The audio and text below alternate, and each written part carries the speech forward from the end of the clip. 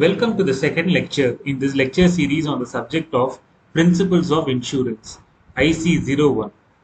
This lecture series is based on the syllabus fixed by the Insurance Institute of India and is designed to help those who would like to watch and listen to lectures to understand the subject and write the exam conducted by the Institute. In the first lecture, we discussed the concepts of peril, risk, and hazard with some examples. In this lecture, we will deal with the classification of risks and that of hazards. To recollect, we defined risk as an uncertainty of outcome. Now, we will discuss the types of risks. Risks can be classified into 5 categories. 1. Catastrophic risks. 2.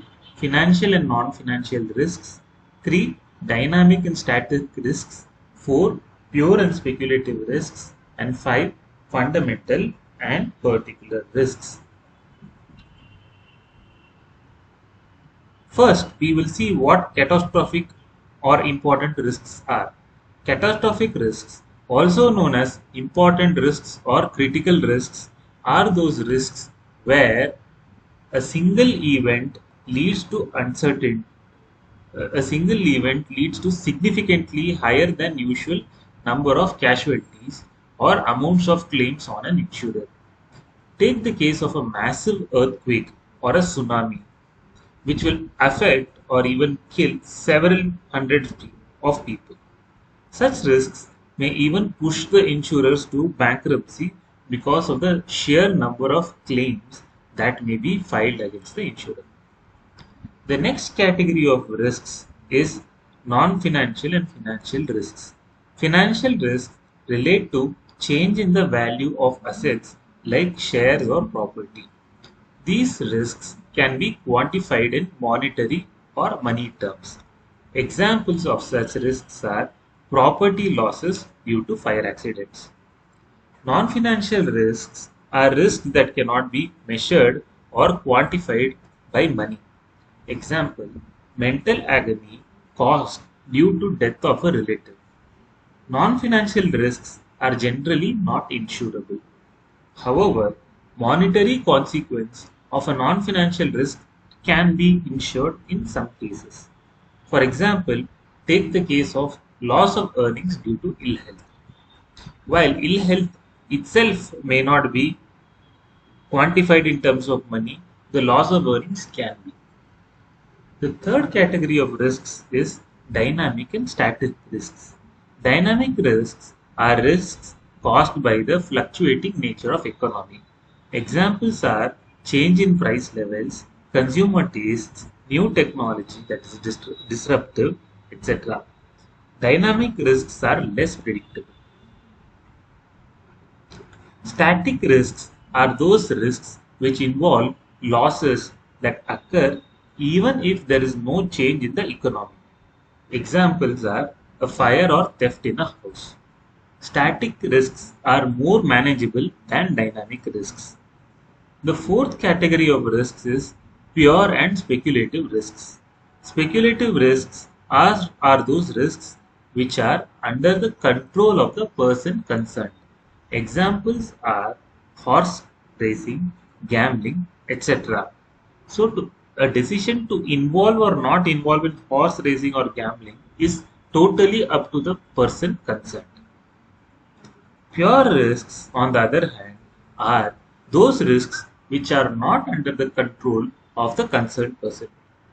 Here, there is no chance of gain, but there is only a chance of loss. Examples are perils such as earthquake, theft, fire, etc.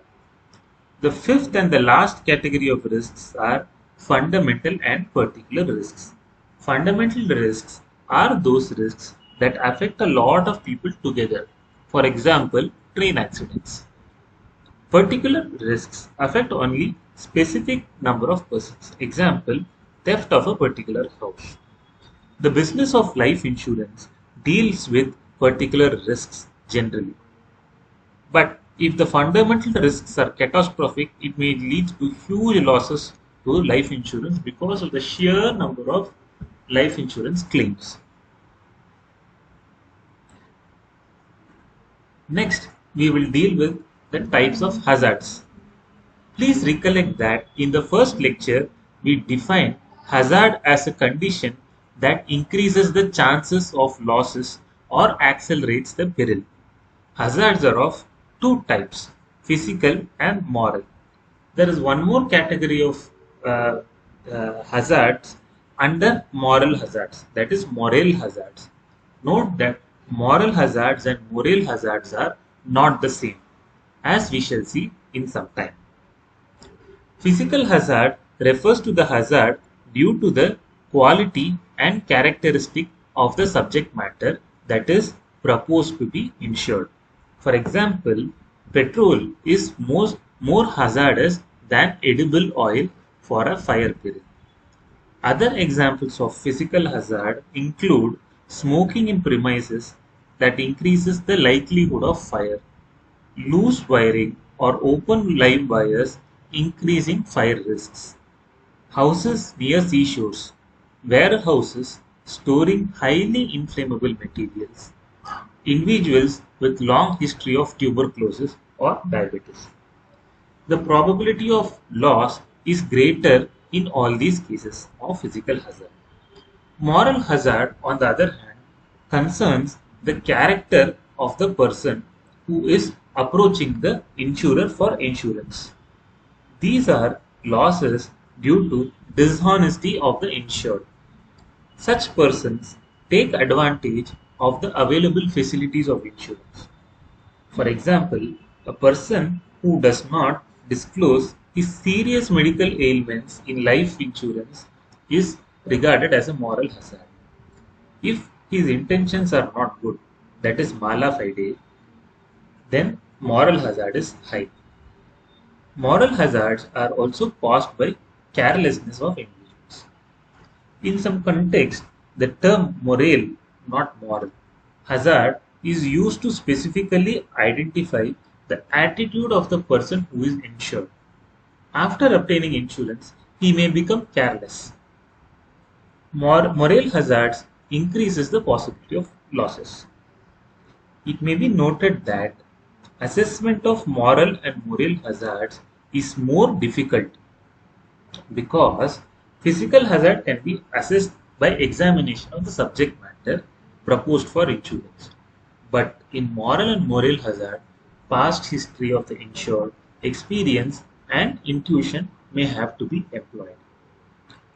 Use of advanced technology has helped insurance companies in better assessment of hazards and risks. Use of technology has also been a huge mitigating factor for hazards and risks. Take the example of installation of smoke detectors, water sprinklers, fire alarms, emergency exits, fire extinguishers.